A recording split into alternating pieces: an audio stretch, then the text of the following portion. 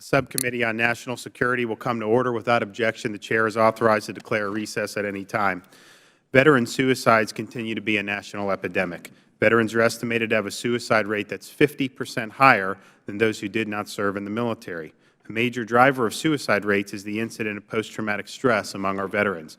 According to the Department of Veterans Affairs, between 11 and 20% of those who served in Operation Iraqi Freedom and/or Enduring Freedom suffer from PTS. Other estimates range as high as 29%.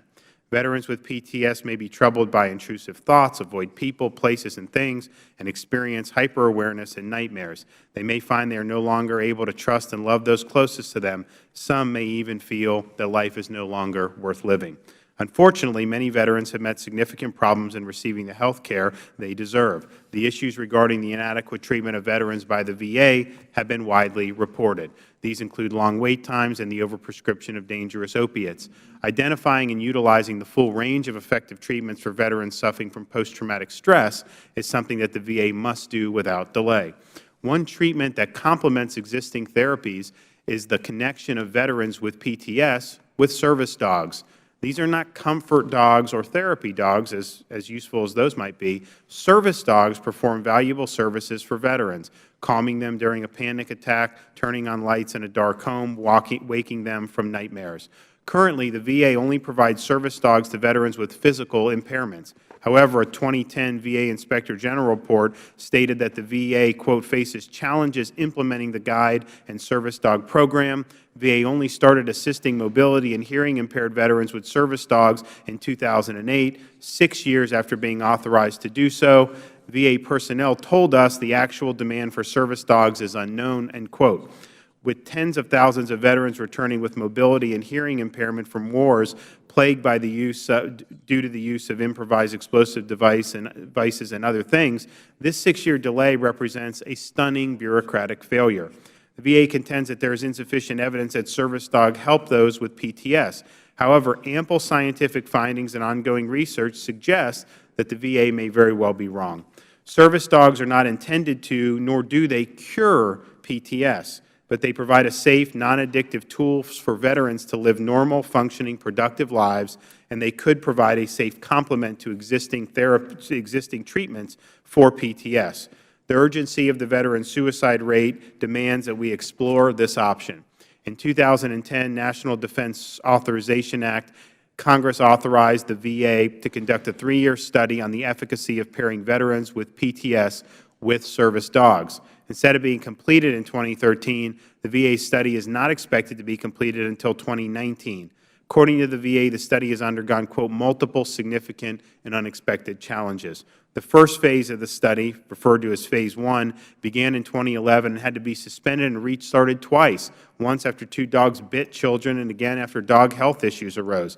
The VA attributed these problems to issues with vendors contracted to provide the service dogs.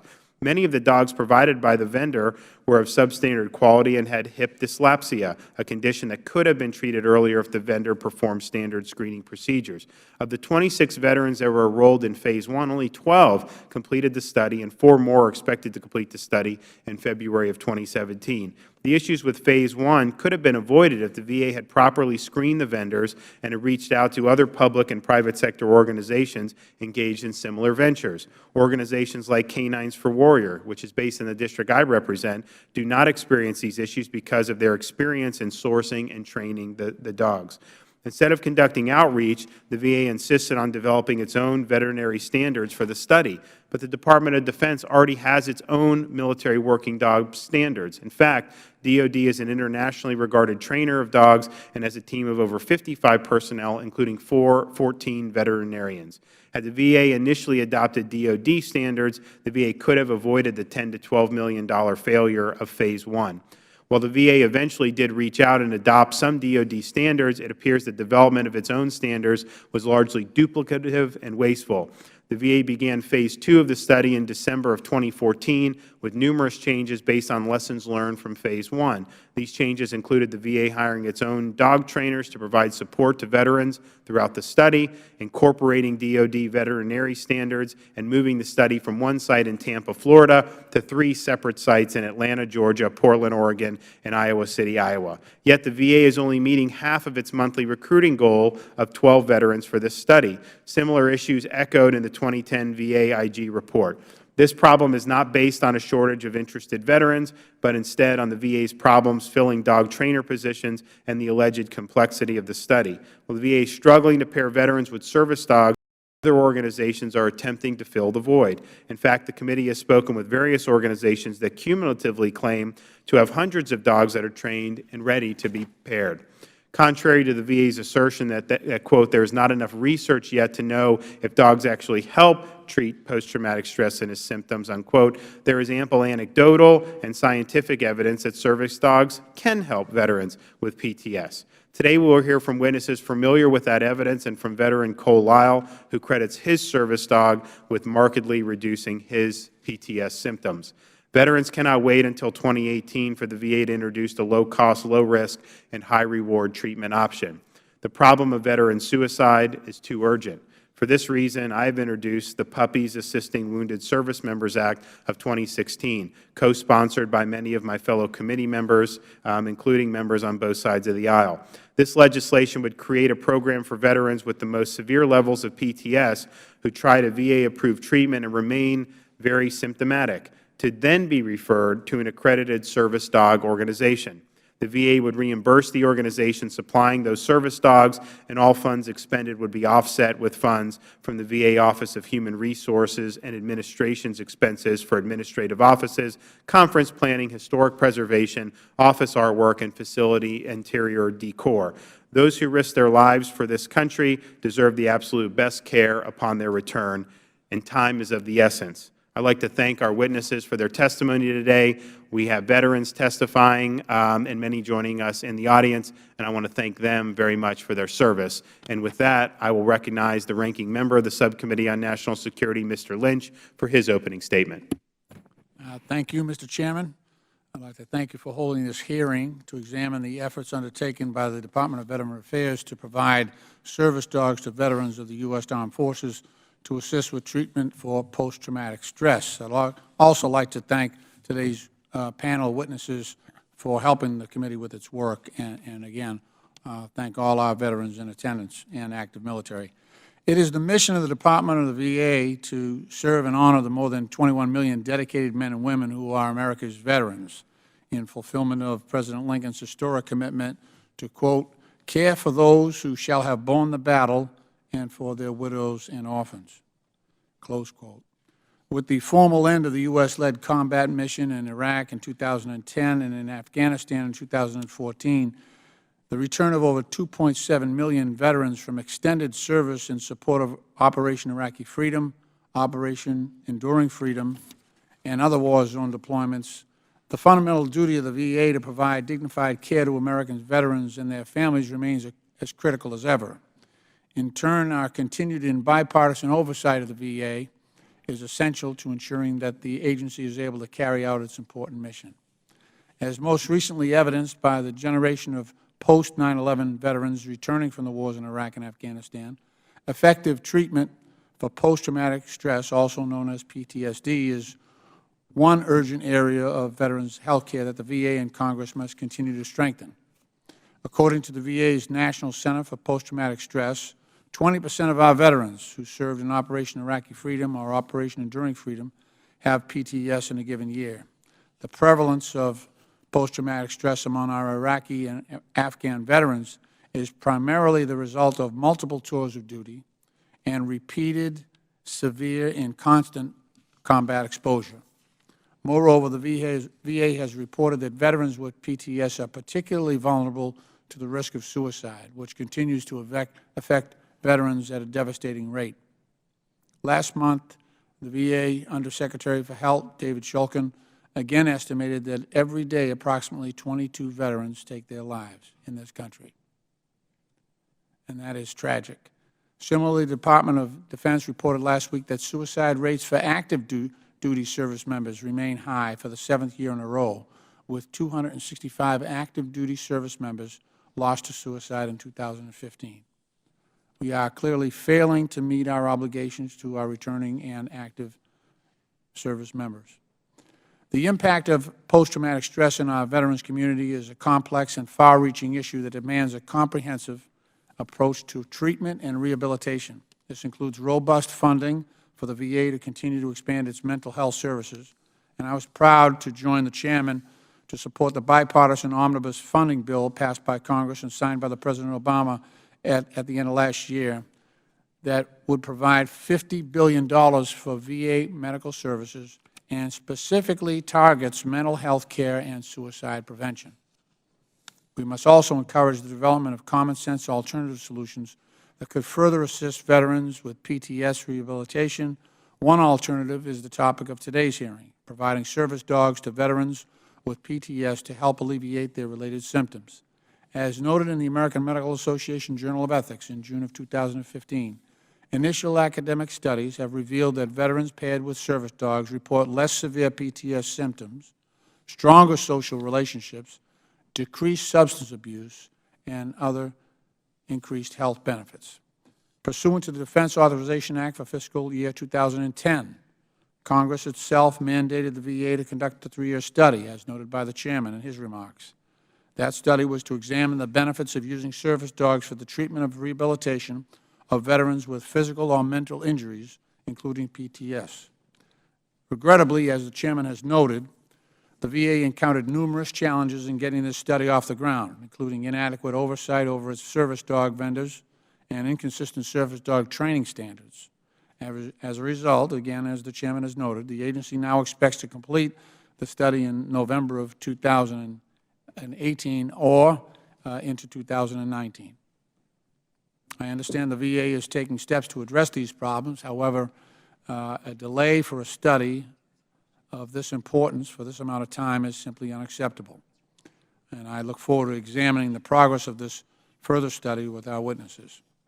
I also think that the Chairman's idea of going forward with a pilot program, which can be based on the evidence in hand today, is a great way to go at this problem. So I'm proud to co-sponsor 2 pieces of bipartisan legislation that have been introduced in Congress to facilitate the use of service dogs to assist our veterans. Chairman DeSantis, my colleague on this committee, has introduced H.R. 4764, a bill to require the VA to commence a service dog pilot program right away that is specific to post-9/11 veterans with severe PTSD, and I'm proud to join him on that. Also, Representative Jim McGovern of Massachusetts has also reintroduced legislation to establish a grant program to assist nonprofit organizations in developing and establishing service dog programs for veterans. And, Mr. Chairman, I would ask unanimous consent if I could please submit Mr. McGovern's legislation for the record. Without objection. And there's a supporting statement into the record as well. Without objection. Thank you, sir. As evidence continues to show that service dogs are one way of helping veterans with PTSD, I certainly support the expansion of these efforts. Mr. Chairman, thank you again for holding this important hearing, and I yield back the balance of my time. I thank the gentleman and thank you for your support for the efforts. I will hold the record open for 5 legislative days for any members who would like to submit a written statement. We will now recognize our panel of witnesses. I'm pleased to welcome Dr. Michael Fallon, Chief Veterinary Medical Officer at the Office of Research and Development at the U.S. Department of Veterans Affairs, Mr. Rory Diamond, Executive Director of Canines for Warriors, Mr. Cole Lyle, a U.S. Marine veteran who has post-traumatic stress, and Mr. Steve Feldman, Executive Director of the Human-Animal Bond Research Initiative Foundation. Welcome to you all. Pursuant to committee rules, all witnesses will be sworn in before they testify. If you please rise and raise your right hands. Do you solemnly swear the testimony you're about to give will be the truth, the whole truth, and nothing but the truth, so help you God? Thank you. Please be seated. All witnesses answered in the affirmative. In order to allow time for discussion, please limit your testimony to 5 minutes. Your entire written statement will be made part of the record. Dr. Fallon, you are recognized for 5 minutes. Thank you. Good afternoon, Chairman DeSantis, Ranking Member Lynch, and members of the subcommittee. Thank you for the opportunity to update the committee on progress in the VA PTSD service dog study, which pairs veterans with PTS with service dogs. I am accompanied today to my right by Dr. Patricia Dorn, Director of the Rehabilitation Research and Development Service, and Dr. Chris Crow, Senior Mental Health Consultant and Liaison to the DoD Defense Centers of Excellence for Psychological Health and TBI. The 2010 National Defense Authorization Act directed VA to undertake a study to assess the benefits, feasibility, and advisability of using service dogs for the treatment or rehabilitation of veterans with physical or mental injuries or disabilities, including PTSD. The benefits of utilizing service dogs and guide dogs for physical disabilities are well established. Therefore, VA designed the study to focus on veterans with PTSD because PTSD is a high-priority health issue in veterans, and the benefits of service dogs in assisting people with PTSD are not established in the scientific literature. This is a groundbreaking study that aims to determine if veterans with PTSD would benefit from a service dog. For the study, VA hired its own dog trainers to provide obedience and handling support to veterans after they receive a dog, thus reducing experimental bias in the study. VA also developed its own contract health, behavior, and training standards for dogs. 3 study sites, Atlanta, Iowa City, and Portland, Oregon, are operating and enrolling veterans from different parts of the country. Approximately once a quarter for 21 months, measures are taken of self-care, interpersonal interactions and social participation, the severity of PTSD symptoms, sleep-related problems, suicidal ideation, the severity of mood disorders and substance abuse, anger directed at others, inpatient and outpatient visits, medication usage, and measures of employment and work productivity. Veteran enrollment in the multi-site phase of this study began in December of 2014. As of this week, 109 of 220 veterans have been enrolled in the study, and all 3 study teams will be fully staffed to achieve an enrollment rate of 12 to 15 veterans per month, which would allow all 220 veterans to be enrolled by the end of this year or early 2017. Data collection will end in late 2018. The data will then be analyzed, and the results will be published in a peer-reviewed scientific journal. While VA does not purchase service dogs for veterans, VA does provide veterinary care benefits to eligible veterans to manage a visual, hearing, or substantial mobility impairment to enable the veteran to live independently. Currently, VA does not provide veterinary care benefits for PTSD or mental health dogs because research has not shown them to be effective in overcoming specific functional limitations. The carefully designed VA study is incredibly important in addressing shortcomings in the existing research literature that has been reported by others. VA continues to monitor other scientific literature for quality evidence to inform future policies and remains strongly committed to completing the current study at an estimated cost of at least $12 million. VA is strongly committed to the delivery of the best care for veterans with PTSD. Advances in research have led to a range of effective treatments that reduce symptoms and increase functioning and well-being. The VA-DoD evidence-based clinical practice guideline recommends the following as first-line treatments: trauma-focused cognitive behavioral therapy, such as prolonged exposure, or PE, and cognitive processing therapy, or CPT, eye movement desensitization and reprocessing, stress inoculation, selective serotonin reuptake inhibitors, and venlafaxine, a serotonin norepinephrine reuptake inhibitor. Research demonstrating the effectiveness of PE and CPT is particularly strong. VHA Handbook 1160.01, Uniform Mental Health Services in VA Medical Centers and Clinics, requires that all VA medical centers provide access to either PE or CPT. VA has supported this requirement by training upwards of 7,000 therapists in PE and CPT as part of a broader initiative to disseminate evidence-based psychotherapy for mental disorders. Uptake of evidence-based therapy such as PE and CPT across the VA healthcare system was rapid. For veterans who choose other treatment approaches, VA offers a range of options to treat PTSD and associated symptoms. VA is a leader in developing evidence-based therapy, the global standard for PTSD treatment. Mr. Chairman, as a veteran myself, firmly committed to the successful completion of this study, I appreciate the opportunity to appear before you today. I and my colleagues are prepared to answer any questions the committee may have. Thank you. Thank you, Dr. Fallon. Mr. Diamond, you're now recognized for 5 minutes. Thank you, Mr. Chairman. Thank you, Ranking Member, members of the committee. We are absolutely thrilled to be here to talk about this very important matter. My name is Rory Diamond. I'm the Executive Director of Canines for Warriors. We are the nation's largest provider of service dogs for veterans with PTS, traumatic brain injuries, and/or who have been victims of military sexual trauma. With me today is Brett Simon, a founder of Canines for Warriors and the current head of our Canine division. We also have two of our graduates. We have Joe Svoboda, an 18-year Army veteran who did 3 tours in Iraq, and he's with his service dog, Lily. I also have with me Adam LeGrand, a 10-year Air Force veteran who helped men and women in uniform as a medic. He's with his service dog, Molly. As has already been mentioned, statistically speaking, 22 veterans are going to commit suicide today. That's why Canines for Warriors exists. We were founded by a mom. Her name is Sherry Duvall, and she was worried about her own son's PTS. 5 years later, Canines for Warriors has grown into an organization with 36 dedicated staff. We have a 9-acre, 17,000 square foot state-of-the-art campus in Ponte Vedra Beach, Florida. And most importantly, we have a track record of helping hundreds of veterans overcome the symptoms associated with PTS. Importantly, we are very successful at preventing veteran suicide. Every warrior that comes through our door gets the family treatment, I would say. They get a service canine, they get equipment, training, certification, seminars, legal instruction, vet care, housing, home-cooked meals. We have house moms who listen to them. We have house dads who provide advice. And frankly, we have a full wraparound services and follow-up for the life of the dog and the life of the veteran. At Canines for Warriors, we say we always have our veterans' backs, and we absolutely never charge our veterans. Our program is 100% free. We've had 2 independent sets of researchers evaluate our program. These are PhDs who've looked at the efficacy of our program, have come back with the exact same conclusion. The program works. The dogs are effective. Let me just provide a flavor of this. The average Canines for Warrior applicant is on 10 to 15 medications. Fully 92% of them will reduce or eliminate those medications after receiving their dog. 73% of our graduates improve their overall health. 85% will handle anxiety better. 82% report having fewer suicidal thoughts and suicidal ideation.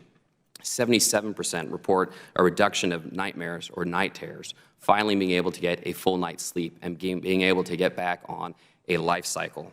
As Adam LeGrand, who is behind me, says about his service dog, Molly, she gives me the ability to be a father and a functioning member of society again. And as Joe, who's behind me, also says, I just wouldn't be here without Lily. She is the light in the darkness of PTSD. So when we hear and read on the VA's website that there is, quote, not enough research yet to know if dogs actually help treat PTS and its symptoms, we fundamentally disagree. There is not a void of research in this regard that we don't know whether or not a service dog can help mitigate the symptoms associated with PTSD and its associated comorbidities. There is enough research. Canines for Warriors is an example of how that can work. Given the current crisis of veteran suicide in America, we think it makes sense to err on the side of providing more options for our veterans. What is the harm here? The very worst thing that could happen is a veteran ends up with a dog. But the VA's response is something that we have seen over and over and over again, that there is a reluctance to agree that this can work. Our warriors report to us, and they come from all over the country, 42 states, 150 cities, and we ask them all the time, tell us, how is the VA treating you? How is your PTS being treated? And this is what they tell us, and it's shockingly similar and frustrating to hear it over and over again. They wait, and they wait, and they wait, and they finally get an appointment.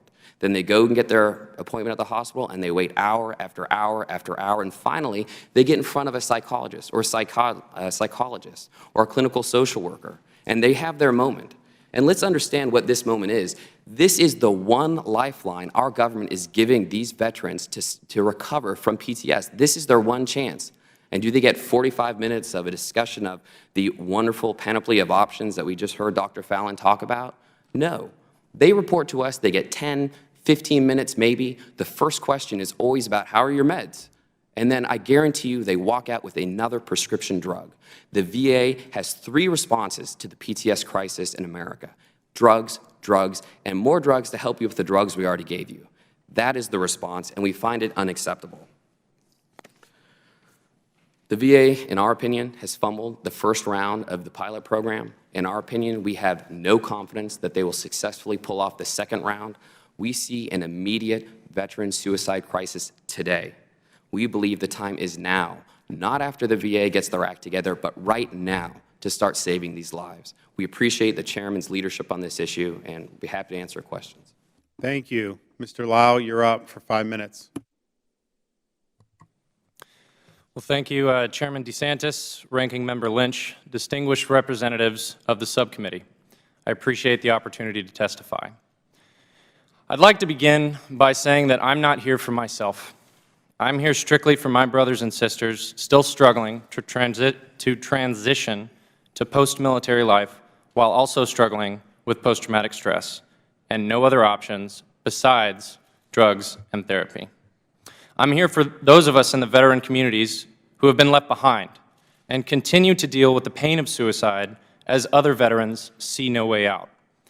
I'm here for the veterans who have lost faith in the system, lost hope for themselves, and have lost purpose in their lives. I'm here for the men and women that, like myself, have had to go it alone and acquire their service dogs at extraordinary financial burden to them. For these reasons, I've been fighting for the last year to change the existing VA policy. I believe that allowing veterans to fight PTS without all options available to them is tantamount to sending our military to fight an enemy without a secondary weapon in their arsenal. While in Afghanistan for the majority of 2011, my unit served in the Kinetic Helmand province. I was based out of Camp Leatherneck, but spent some time with the British and ISAF forces near Marja on a Royal Air Base in Lashkar. My physical injuries as a result of military service are insignificant relative to my fellow veterans. But like many veterans today who show little signs of physical injury, there are many scars beneath the surface. During the last few months of my deployment, as our replacements were starting to arrive and take over the operational capabilities of our unit, I felt I wasn't doing enough to help the cause of our warfighters. I started volunteering my time, largely during sleep hours, at a severely understaffed Bastion Trauma Center. It was there, mentally unprepared for the new volunteer role I assumed, that has affected me most in my post-deployment transition. Upon returning stateside, veterans take a post-deployment health assessment, which indicated that I needed to seek treatment for post-traumatic stress. I started to utilize the VA system, and eventually I met with a psychologist who confirmed the preliminary results of the health assessment. I was then prescribed sleep aids and antidepressants and told to utilize what is called a veterans center in my local area for counseling. A little less than 2 years on this path, the symptoms seemed to stagnate or get worse. Upon discharge from the Marine Corps in early 2014, interpersonal relationships were harder to maintain than necessary, along with not having the support system of my fellow Marines and the chain of command. I didn't have a civilian job, was not in school yet, and simultaneously was experiencing a divorce. In the same few months, I would experience what most veterans now are all too familiar with: the loss of military friends to preventable suicide.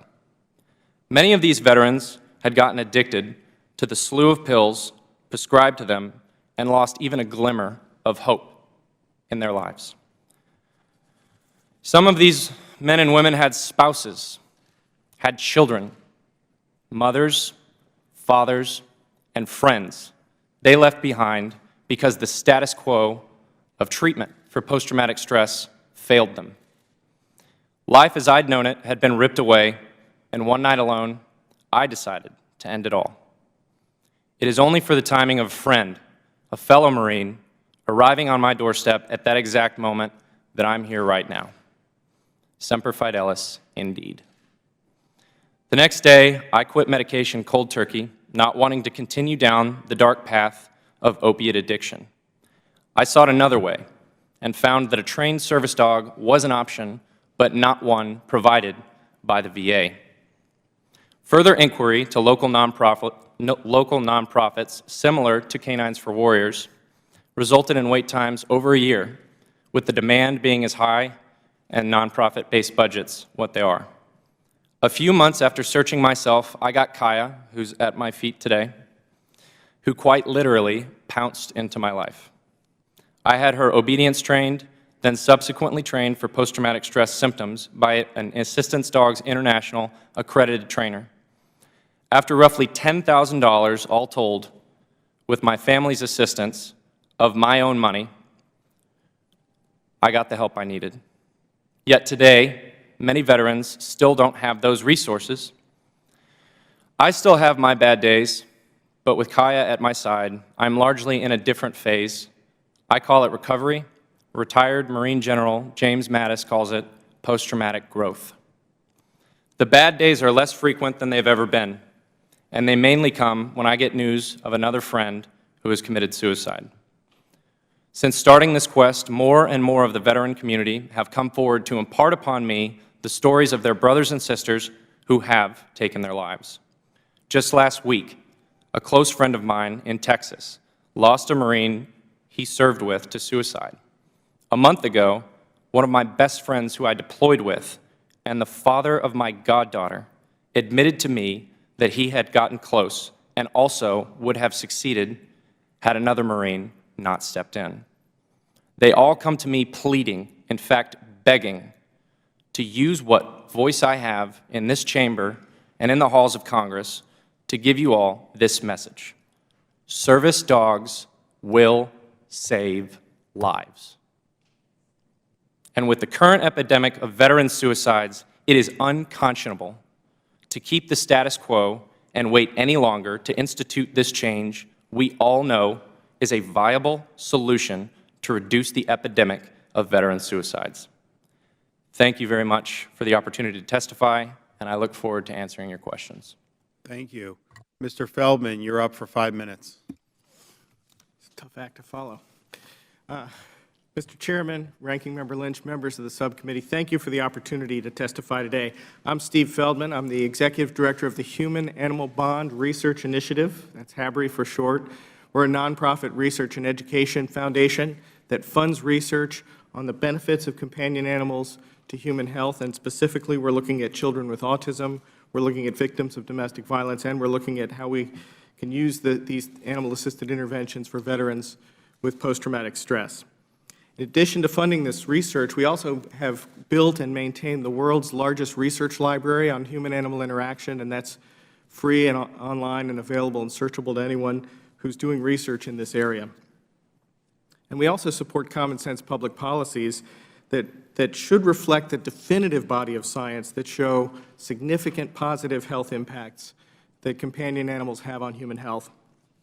The VA says it doesn't have enough evidence to support service animals for veterans with PTS. We respectfully disagree, and that's why we support H.R. 4764. We believe there is significant scientific evidence to support the efficacy of service dogs for veterans with PTS. We funded the first systematic review of research on animal-assisted intervention for victims of trauma. That was conducted at Purdue University with Dr. Fallon's alma mater. And it was published less than a year ago, and what it found was preliminary evidence that animals provide unique elements to address PTS symptoms. And I think it's also really important to note, because Mr. Diamond said, what's the harm?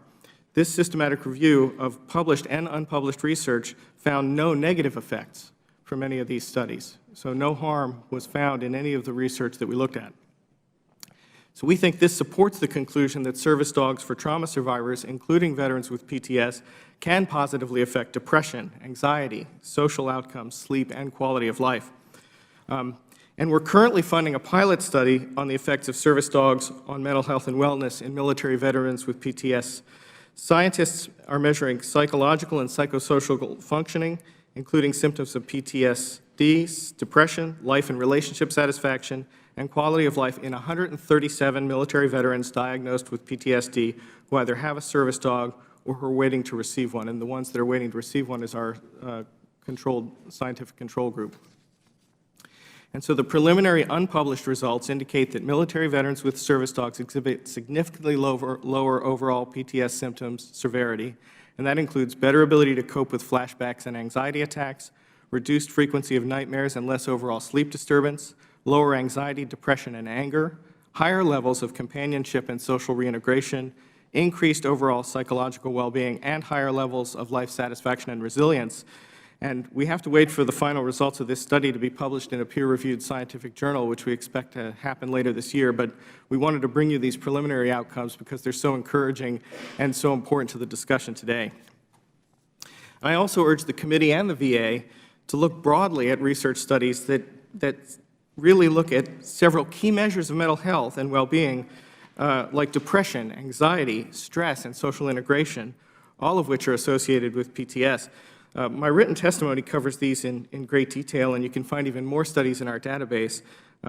And that's why an organization like HABRI can be hopefully really helpful, because we're looking at the broad spectrum of research, not just one little narrow slice of it. And that broad spectrum of research is pretty definitive. You know, for example, we're looking at what's happening in a person's brain when they interact with an animal. The level of oxytocin, which is a good hormone, goes up. The level of cortisol, which is the stress hormones, go down. So when fingers meet fur, there's something really fantastic that's happening, and I think we've heard about some of those specific examples today. You know, if you combine those scientifically documented therapeutic effects with the trained actions of a service dog, you get a powerful combination. The Americans with Disabilities Act recognizes service dogs for PTSD in their regulations, and states are increasingly updating their definition of service animals. Just last year, the state of Florida passed a law to expand protections of service animal statutes to include traumatic brain injury and PTSD. And the inclusion of these protections allows veterans who have a disability that may not be outwardly visible to have access to public accommodations with their service dogs. Sometimes these symptoms manifest themselves in public, so while pets and emotional support animals can provide some of the benefits we've just been discussing, it's only a trained service dog that has full public access that can provide that animal-assisted intervention wherever and whenever it's really necessary for a veteran with PTSD. You know, what about the doctors on all this? We did a survey last year which showed that of 1,000 doctors, which showed that 69% of them have worked with animals in hospitals, medical centers, or medical malpractice, and 88% of doctors saw improvement in a patient's physical condition, and 97% saw an improvement in a patient's mental health condition as a result of animal-assisted intervention. So doctors are likely to be really supportive if we can get this program going, and really willing participants as we provide service dogs to veterans with PTS. So I just want to conclude by saying there is a growing body of research that demonstrates widespread positive mental health impacts from the human-animal bond, and we hope that you and the VA will take this broad evidence into consideration when shaping public health policy, both in relation to 4764 and beyond. And I hope the members of the subcommittee and the VA will rely on HABRI as a resource. That's what we're here for, to be a scientific resource for anyone who's interested in this. With PTS affecting so many of our veterans, we need to make sure that everyone has access to service dogs. And H.R. 4764 really is a great step in the right direction, and that's why we fully support the legislation. So, Mr. Chairman, Ranking Member Lynch, members of the committee, I really want to thank you. I want to thank your hardworking staff, and especially, Mr. Chairman, thank you for your leadership on this issue, and I'm happy to answer any questions that you may have. Thank you. I thank the witnesses. The Chair now recognizes himself for 5 minutes. Dr. Fallon, so why does the VA reject pairing veterans suffering from PTS with service dogs? We don't, Mr. Chairman. VA is thrilled that service dogs help veterans. It's just as a large medical organization, we have to rely on evidence-based medicine. The veteran population is very heterogeneous. What helps one veteran is not going to help all. We have to base... Has any of the preliminary results that have been pointed to by the witnesses at Purdue or any of those, has that changed any of the thinking within the VA? Well, Mr. Chairman, I would point out that in the publication that was funded by HABRI, Dr. O'Hare published in 2015, one of her main conclusions was that more research needs to be done. That's right out of the paper.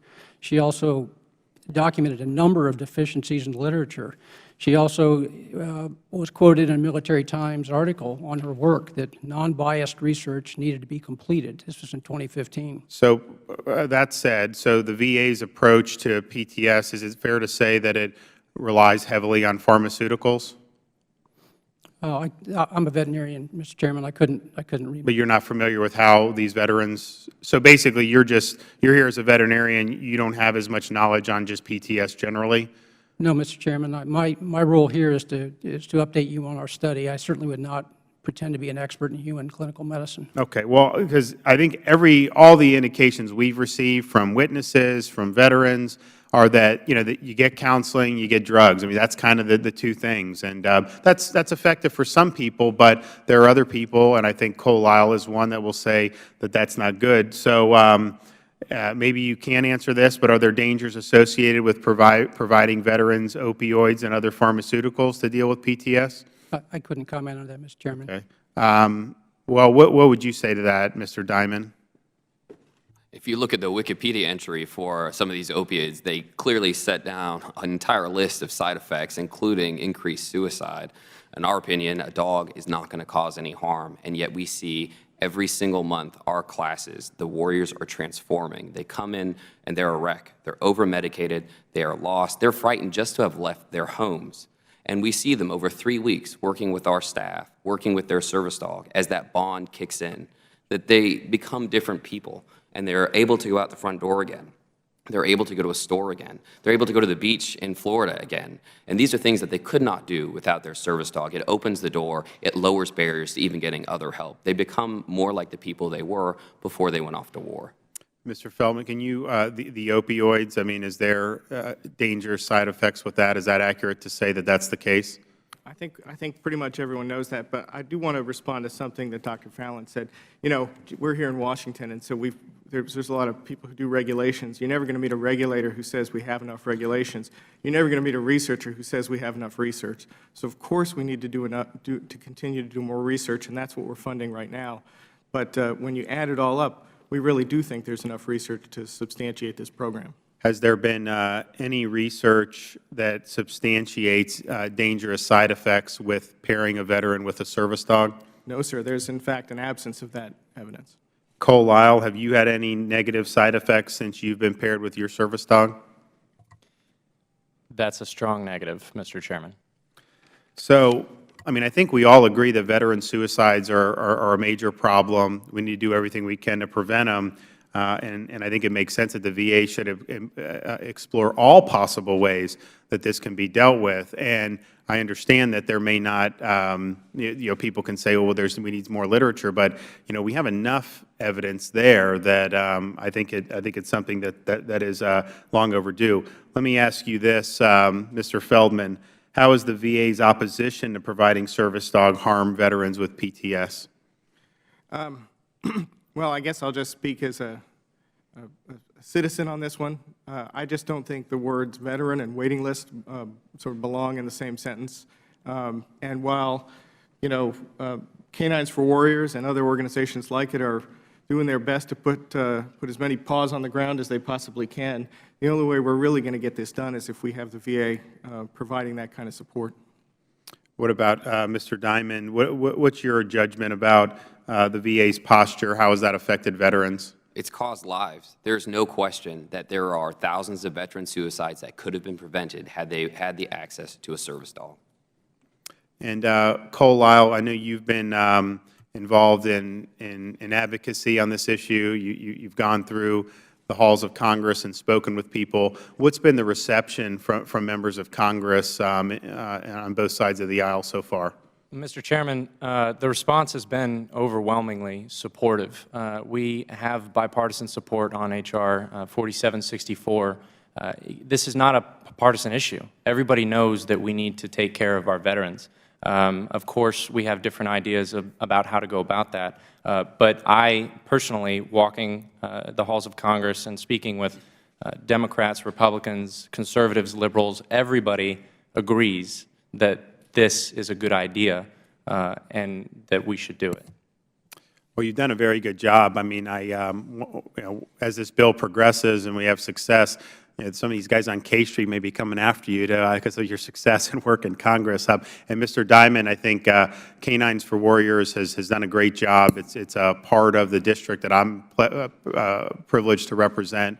And I know you guys have expanded, and you're there to help, but I mean, you can only do so much. I mean, I wish you guys could just have unlimited numbers, but so you guys are part of it, but I think we need to have a broader awareness here. But I appreciate all the witnesses for their testimony, and I thank you guys for coming, and I now recognize the ranking member, Mr. Lynch.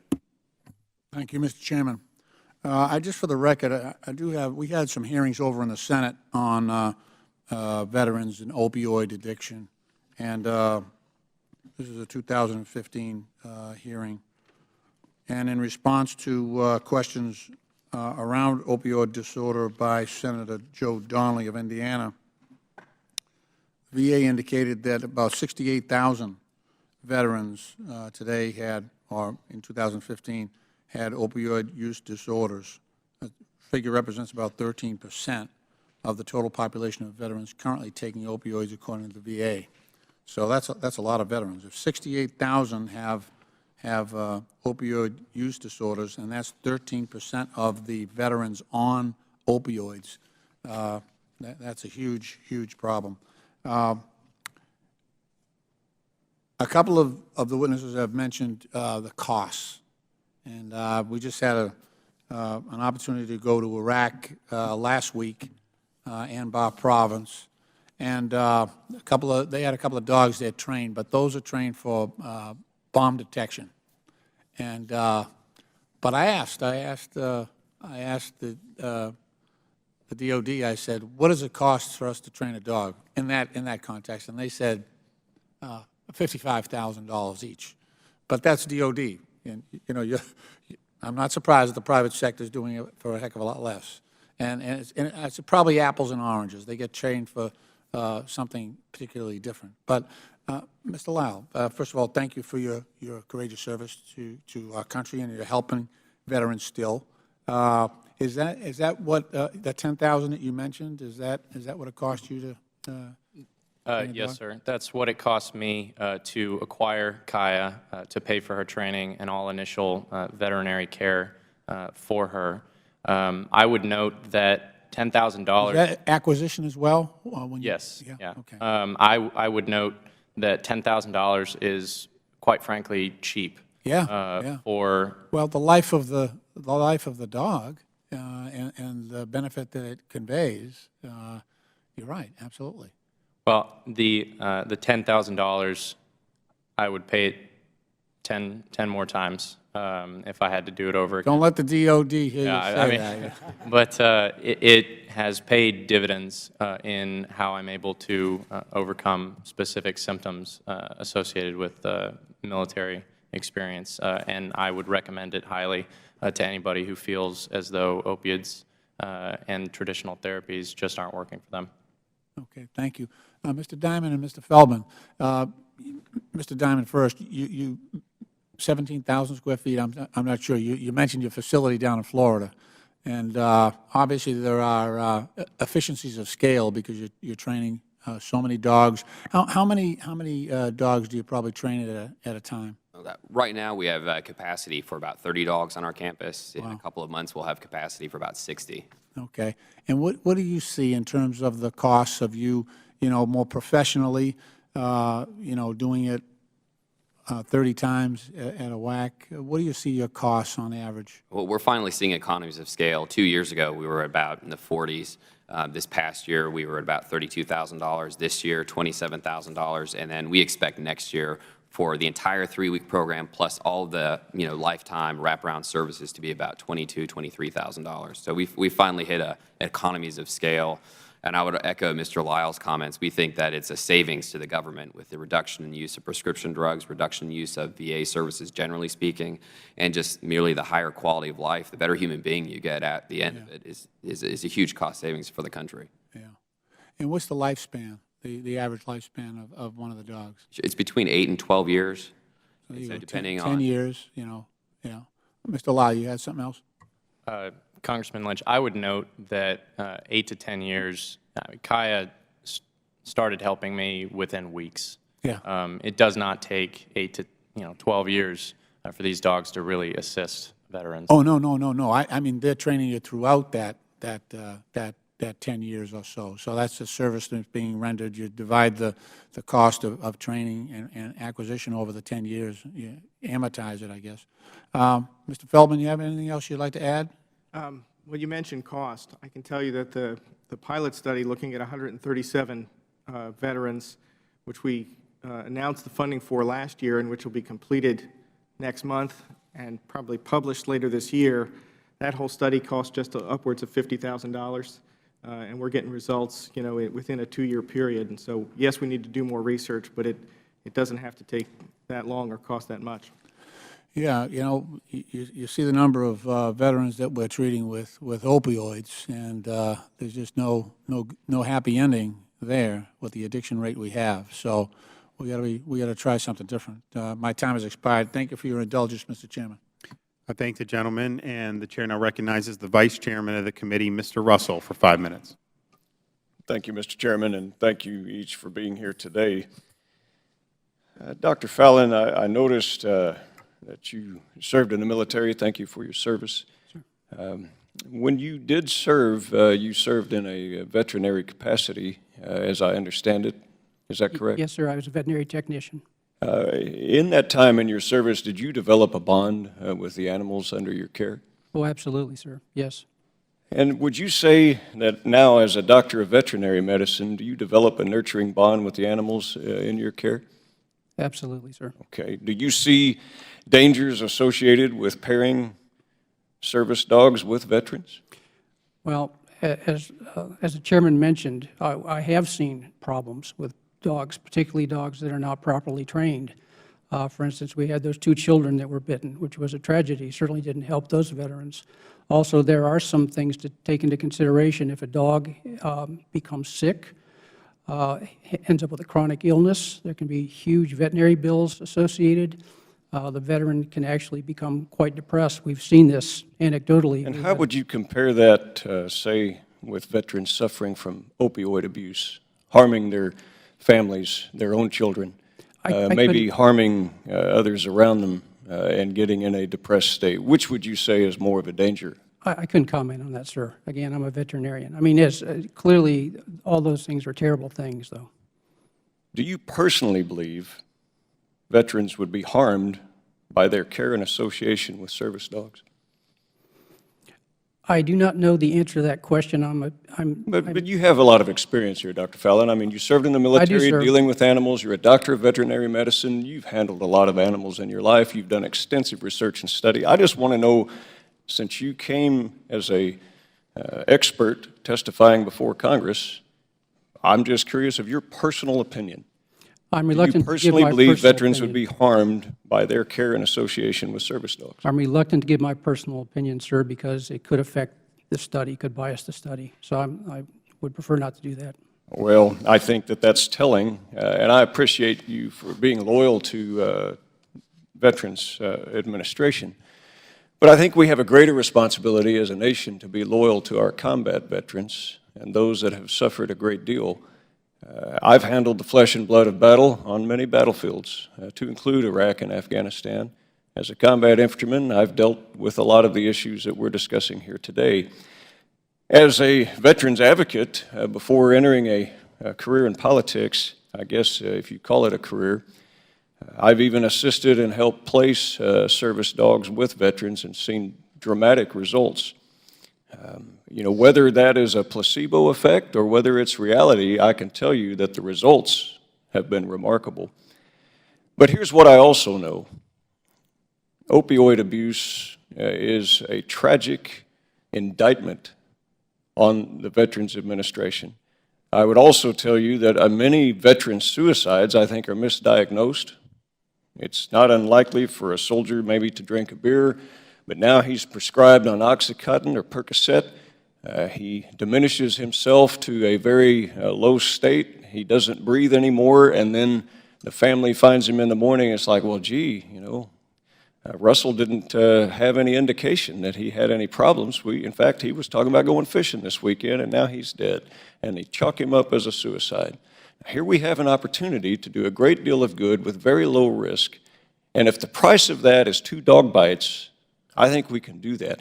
And I also think that the expense of a dog is far cheaper than years and years and years of opioid addiction. We are legalizing heroin in this country, and we're using our veterans as the #1 scientific lab of opioid abuse.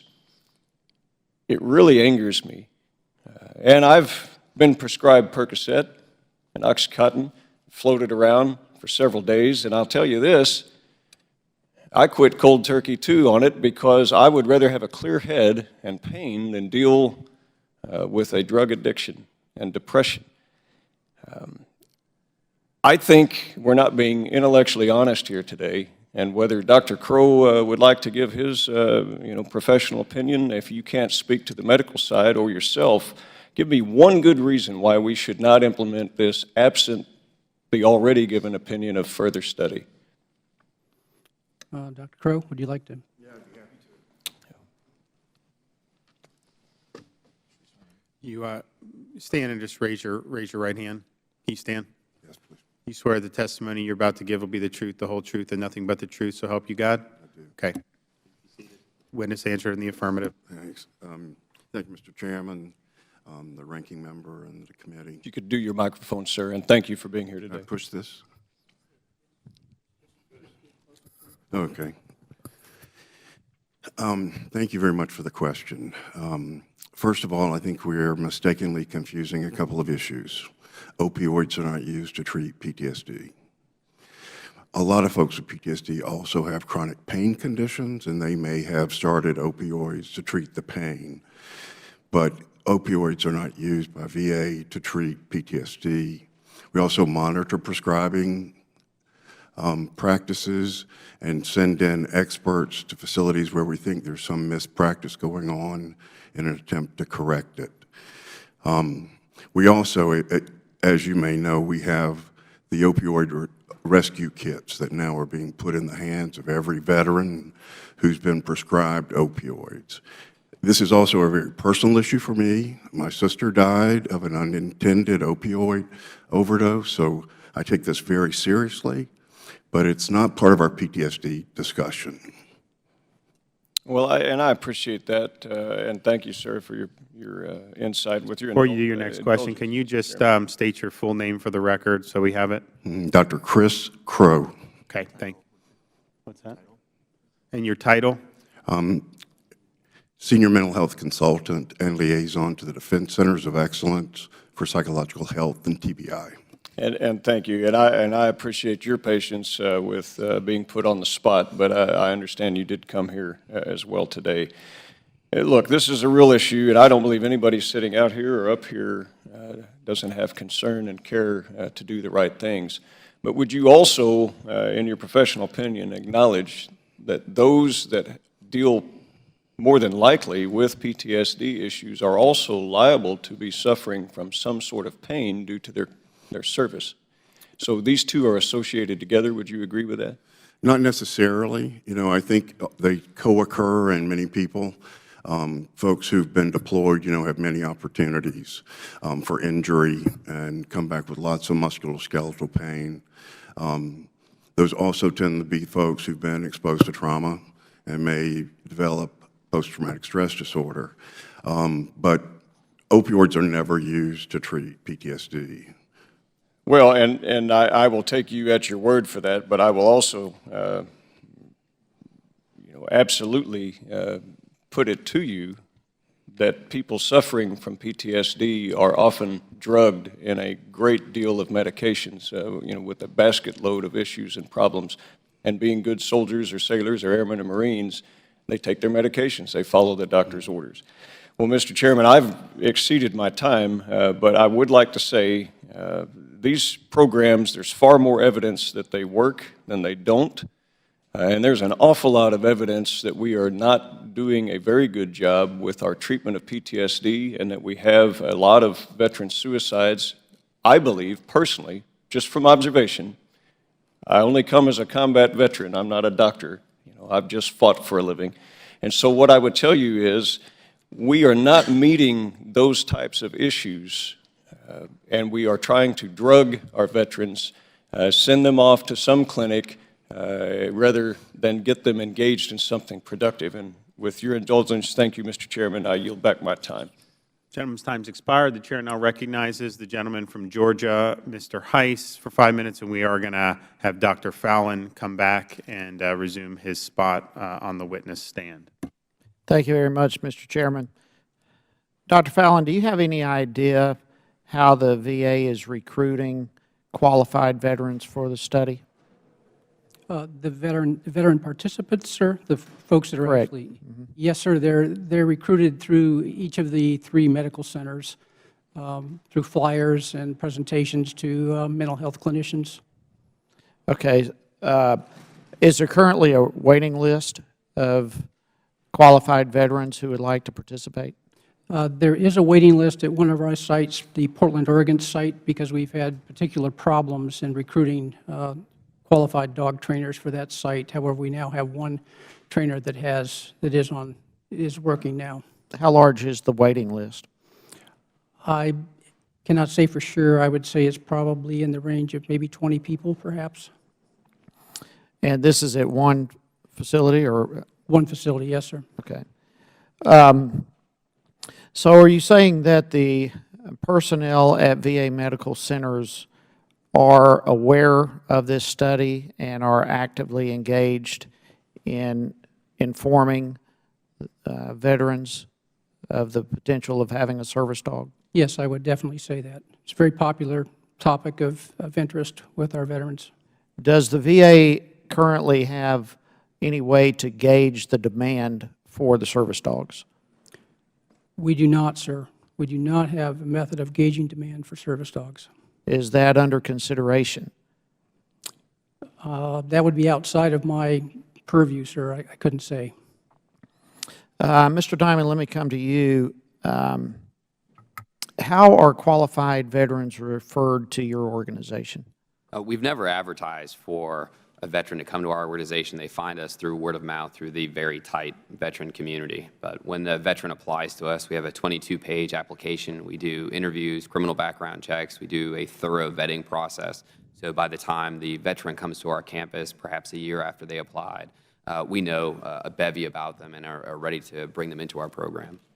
So you don't do any advertising per se, it's all word of mouth?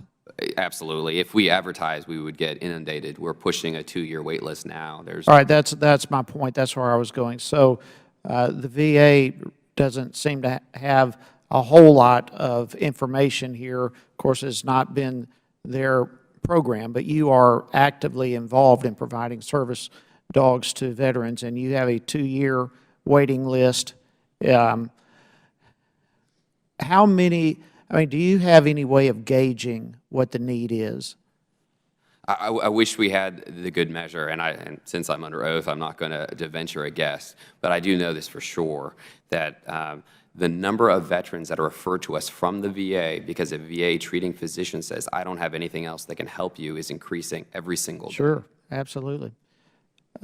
Mr. Lyle, let me ask you, and first of all, thank you for your service, for your testimony. Both are powerful, and we deeply and in a heartfelt way say thank you for what you have done for our country. How did you find out that service dogs were an option for PTS? So I actually had a personal friend of mine who had a service dog that he also had to acquire on his own and train. I'm not quite sure which organization he received his dog, well, where he got his dog trained. But I knew that that was something that was an option that veterans could utilize. And then when I went out to organizations, specifically I went to organizations in Texas because that's where I'm currently living. I got pretty much the same result, that wait times were at least a year, and I didn't feel as though I had that time to wait. Okay, so your introduction came through a personal friend. That's correct, sir. Okay, Mr. Diamond, let me come back to you, and my time is almost up. Twofold question. Do you find that veterans struggle with affording service dogs as a general rule? And how does your organization enable them to pair up? Two pieces to that. The first is that some of our veterans have reported back to us that they would rather make personal sacrifices than to not have to forego having a service dog. But they do struggle. They're on fixed incomes, and therefore they do have difficulty paying for it. Most of the veterans that we get could not independently pay to get a service dog out on their own. So we've made a lot of partnerships with our corporate supporters. For example, Bear Health is put together a network of veterinarians to give free health care for the dogs. We're trying to work with pet stores to get free dog food for the veterans. We do everything we can on the back end to make it free or almost free for the veteran, but the overwhelming message from them is they would forego their own personal comfort to make sure that they have a service dog. Very good. Thank you, Mr. Chairman. Thank the gentleman. Mr. Lyle, what was your experience with the drugs? How did you get prescribed by the VA? Well, again, Mr. Chairman, when I took the post-deployment health assessment, which was the preliminary, what they give you, I'm not sure the timeline, but there is a timeline that the VA is required to give that once you return stateside. I then went to a VA facility in Fort Worth and tried to use their system. I eventually met with a psychologist at the VA hospital in Fort Worth and was prescribed the sleep aids and the antidepressants. But why did they do that? Was it because of your symptoms? Correct. So when I returned, I was suffering from recurring nightmares, and I would have acute anxiety attacks. I also just had difficulty with close interpersonal relationships. As I had mentioned previously, one of the side effects that goes largely unnoticed as a result of post-traumatic stress, there's a high divorce rate amongst military members, but that also had affected me. It wasn't the direct cause of the divorce, but it definitely did not help in any way, shape, or form. So it was affecting my personal relationships.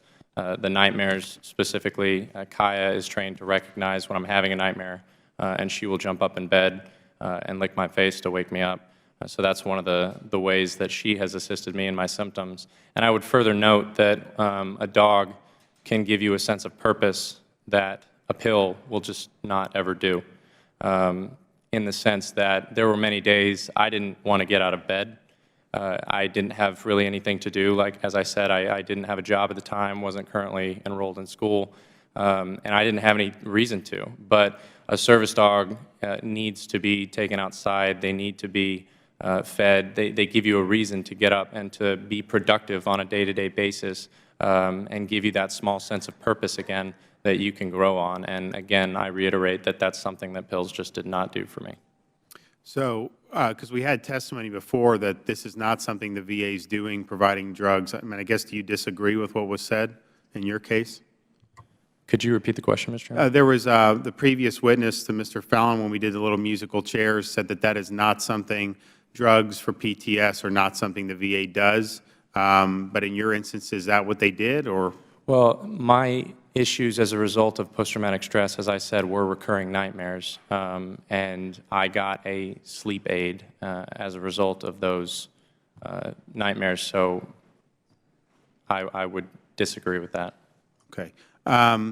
Mr. Diamond, so I mean, the bill that we have, if you're down to 22,000, that's even more than what we're doing, so that's good. So you're confident that you'll be able to continue to reduce the costs of each dog? Yeah, I would hate for our donors to hear that, but yes, we have hit economies of scale sufficiently that our efficiencies are in the low 20s for next year. Okay, good. Mr. Feldman, what do you, I mean, I guess, what is your recommendation for making the case? You're familiar with the research that's going on. What more in Congress do we need to be finding and presenting, or do you think that there's enough facts already in existence to justify moving forward? Well, we're continuing to do research, and we'll come back and share the published research that we gave you a preview of today. A pilot program, as you've written into this bill, is a really good way to go, because you've built in some evaluation, you've built in a report on that program as part of the legislation. So it's a chance to continue studying, but also to help a lot of folks. So that's why we support it. Great. Well, look, at the end of the day, there has been a lot of anecdotal evidence. There's some evidence coming out in some of the literature, but here's the thing. I could understand why that would be a cautionary tale if there was somehow a negative side effect to this, but there's not. So the worst case scenario that we're talking about is we've made some veterans happy with service dogs as companions. That's like the worst case scenario. And obviously, if there's a positive effect, you're actually giving veterans a sense of purpose and I believe saving lives. And I'll just tell you, since we've been involved in this issue, I've had multiple veterans come up to me and tell me that they would have probably committed suicide but for being paired with a service dog. And so it's not often people look you in the eye and tell you that they probably would have done that, and so it really, really registers when you hear that. Mr. Lyle? And Mr. Chairman, I would also note that just being a veteran, any veteran will probably tell you that they have, any veteran of Iraq or Afghanistan will probably tell you that they either have a friend or a friend of a friend that has committed suicide and has been affected by this suicide epidemic. This study that was done by the VA, I will also note, back in 2013, that indicated the 22 veteran-a-day average committing suicide. That study was based on 21 states. So the number, tragically, is higher than 22 veterans a day. That was just a side note. But I will also say, since I've been doing this, and you know, I have been talking to members of Congress, friends of mine, specifically in Texas, because the cost barriers are so high to getting your own service dog. And many veterans join the military to get that family, that sense of community. When they get out, they don't have it anymore. They don't have the, you know, the family support that I had to financially support their endeavor. And then they get told that there are wait times over a year and they don't feel like they have that time. So they go out and they just get a dog. And I will note, as I believe it was Mr. Russell, who had, Congressman Russell, who had said earlier that just being around a dog, Dr. Fallon, as a veterinarian, has said that he's made personal connections with the animals that he's been around. I would argue that if you don't think or believe that a dog can be therapeutic, and a service dog specifically can treat certain symptoms specific to their post-traumatic stress, then you probably have never owned or been around a dog. Appreciate that. Did you want to go real quick? I'm going to recognize Mr. Hurd, but if you're going to go, I'll just recognize you. All right, I'm going to recognize the gentleman from Massachusetts. Okay, thank you, Mr. Chairman. The way this is structured under the chairman's bill, the key relationship will be the VA and the contractor, if it's Mr. Diamond and Canines for Warriors or any other group.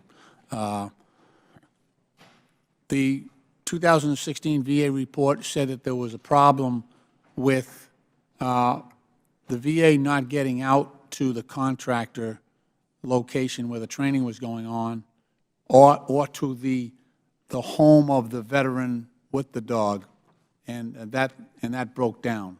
Are we able to cure that defect in further studies, in the existing study? Yes, Ranking Member. Yeah, absolutely. The problem was that we were relying on the service dog organization's trainers to interact with our veterans, and that resulted in us not getting timely information about problems that had developed with the dog pairs, which is why we now have hired our own dog trainers. Okay. Thank you.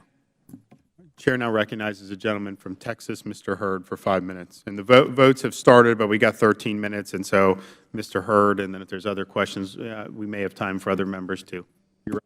Thank you, Chairman, and I'd like to thank the distinguished gentleman from Florida for having this panel, and I'd like to thank Mr. Lyle for being here. He's from my alma mater, Texas A&M University. Gig'em.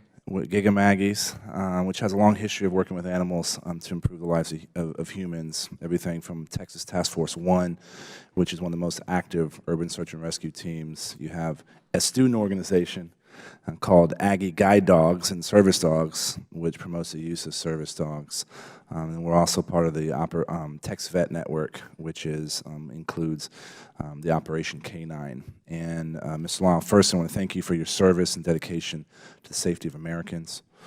As a former officer in the CIA, I had the honor of serving alongside members of the military. I'm familiar with the sacrifices that you and your family make, and I know this is a life-changing experience and has inspired you to give back to your community, and I appreciate you for doing this. My first questions, though, are actually to Mr. Fallon. Has the VA reached out to any other organizations conducting similar studies? After the difficulties we had with the pilot study, we did site visits of... The pilot study from 2006? The pilot study started in 2011, sir, Okay. and was suspended finally in 2012. We realized we had to change our study protocol. We actually visited major organizations like Canine Companions for Independence in California. So my question is actually, let's start before that. Why did the VA decide to reinvent the wheel rather than relying on some other organizations that have a history in doing this kind of thing? Well, for the pilot, sir, we relied upon the organizations themselves, all of which profess to be very experienced and to be able to produce high-quality dogs. And unfortunately, that did not turn out to be true. And I don't even know where to go. Well, there's so many questions. Why not reach out to DOD and leverage some of the experience that they have? They have some world-class trainers, and they have world-class activities using dogs for all kinds of services. Admittedly, we were not familiar enough with the service dog community when we embarked on the pilot study. There's no questions that we made mistakes. Say that again. Say that first. We were not adequately familiar with the service dog community and the pitfalls in that community when we embarked on our pilot study. There's no question about that. So how much money did the VA spend in Phase 1 to develop veterinary standards, and which I've been told are no longer in use? I'm not sure the exact figure. It'd be somewhere above $1 million, though, in the pilot study. Above $1 million or above $10 million? No, $1 million, sir. The $12 million figure is for the entire Phase 1 and Phase 2 together. And could that money have been saved if the VA had initially adopted DOD's veterinary standards? No, sir, it wasn't just the veterinary standards. There were training standards involved, and also follow-up by the organization's dog trainers. All those things ended up to be a major problem. Now, you're in the chief veterinary medical offices, correct? Yes, sir. What proposals have you suggested up the chain on how to make sure we incorporate this into the VA? Into the study, sir, or into VA? Into the VA, so that more veterans can get access to this type of care. Well, we were directed by Congress to do this study, sir, and that has been my focus, is to do this research study. There are other portions of the VA that have... What's the best next action? To complete this study successfully. And what's the best next action there? What's the next step that you need to take in order to make sure this gets completed? Well, we're doing them now, sir. I mean, we have retooled and learned from our mistakes. When is it going to be done? Pardon me? When is it going to be done? We expect the data collection to be complete by late 2018, and then the paper would be published thereafter. Mr. Lyle, I have a little bit less than a minute, but you can go over a little bit if you need. Hopefully the chairman indulges my prerogative. Anything that has not been discussed during this hearing today that you think is important to get out there? Well, thank you, Congressman Hurd. I think it's important to understand and to reiterate what I said, that a service dog not only will combat specific symptoms like Kaya does for me in waking me up from nightmares, et cetera, but there is an effect that they give to you of providing a sense of purpose. And when veterans get out, they lose their military community, they lose their chain of command, they get their mission, their purpose ripped away from them very, very quickly. And there's nonprofits have done admirable work in trying to assist veterans transitioning, but they're still struggling. And I think the main reason is that they lose their sense of purpose and they lose their mission. They don't have anything driving them anymore.